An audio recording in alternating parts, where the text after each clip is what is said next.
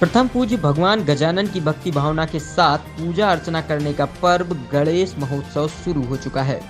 यह महोत्सव आज गणेश चतुर्थी से शुरू होकर अनंत चतुर्दशी तक चलेगा। पर्व शुरू होने से एक दिन पहले मूर्तिकार भगवान गजानन की प्रतिमाओं को अंतिम रूप देने में जुटे रहे।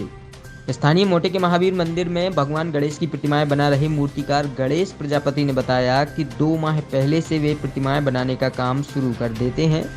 पर्यावरण के नुकसान को ध्यान में रखते हुए ऐसी प्रतिमाएं तैयार की गई हैं जिनसे पर्यावरण ना बिगड़े। उन्होंने बताया कि वे पिछले 15 वर्षों से इस कार्य में लगे हैं। बांस, घास, मिट्टी, लकड़ी के पटिया, कपड़े आदि का उपयोग कर प्रकृति के सापेक्ष प्रतिमाएं उनके द्वारा बनाई गई हैं। पर्व के विशेष मुहूर्त के संबंध में सटई रोड स्थित पीताम्बरा पीठ के मुख्य पुजारी पंडित ब्रजेश महाराज जी ने बताया, भगवान गणेश जी प्रथम पूज्य हैं और जो गणेश चतुर्थी का दिन है, तो भादव के महीने की शुक्ल पक्ष की चतुर्थी, इस दिन भगवान गणेश जी का जन्मोत्सव होता है। और भगवान गणेश जी का जन्मोत्सव हर घर में मनाना चाहिए, क्योंकि भगवान गणेश जी ही जो है कष्टों का विघ्न करने वाले हैं और मंगलदाता हैं, सिद्ध बुद्धिदाता हैं। इसलिए जो है भगवान गणेश जी का जन्मोत्सव हर घर में होना चाहिए। यदि हम आपको सुख समृद्धि चाहिए है, यश कीर्ति चाहिए है और बच्चों के भविष्य उज्ज्वल करना है, तो भगवान गणेश जी का जन्मोत्सव मनाना पड़ेगा। जैसे कि नवरात्रि में 9 दिन का रहता है, गणेश चतुर्थी में कितने दिन का उपास रहता है? भगवान गणेश जी की जन्मोत्सव में भगवान गणेश जी के मिट्टी की प्रतिमा का विधान बताया गया है स्थापना का, और ये गणेश चतुर्थी से अनंत चतुर्दशी तक भगवान गणेश जी की विशेष साधना का समय रहता है और इसमें भगवान गणेश जी की बहुत बड़ी कृपा होती है।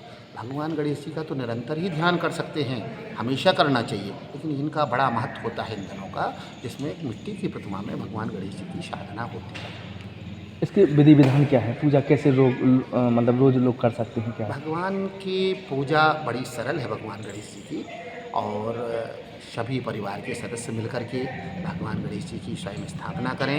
वहाँ बढ़िया साफ स्वच्छ करके जहाँ भगवान गणेश जी को जो है विराजमान करना है, वहाँ बढ़िया रंगोली पूरे बढ़िया चौक बनाएं, बढ़िया पटाखे ऊपर लाल या पीला वस्त्र बांध करके उसके ऊपर बढ़िया अक्षत रख करके भगवान को अष्टकमल दल बना करके अक्षत का उसके ऊपर जो है भगवान को विराजमान करें और भगवान का बढ़िया पूजन करें, पंचोपचार पूजन करें। साधारण सी विधि है, जैसे ही हम आप करते हैं भगवान के स्नान कराना, भगवान के चरणों के पूजन करना, को जल अक्षत हल्दी चंदन रोली से जो है तिलक करना और यज्ञोपवीत चढ़ाना और भगवान को जो है प्रसाद रखना, ऋतु फल चढ़ाना, उनकी जो है धूप बत्ती और जो है दीपक से आरती करना, उनके चरणों में श्रीफल चढ़ाना, इससे ही भगवान गणेश बहुत जल्दी प्रसन्न हो जाते हैं। हिंदू धर्म में गणेश जी की स्थापना का क्या महत्व है? हिंदू परंपरा के अंतर्गत जैसे कहा कि प्रथम पूज्य है भगवान गणेश, सभी देवताओं ने मिलकर के प्रथम पूज्य का उनको वरदान दिया है।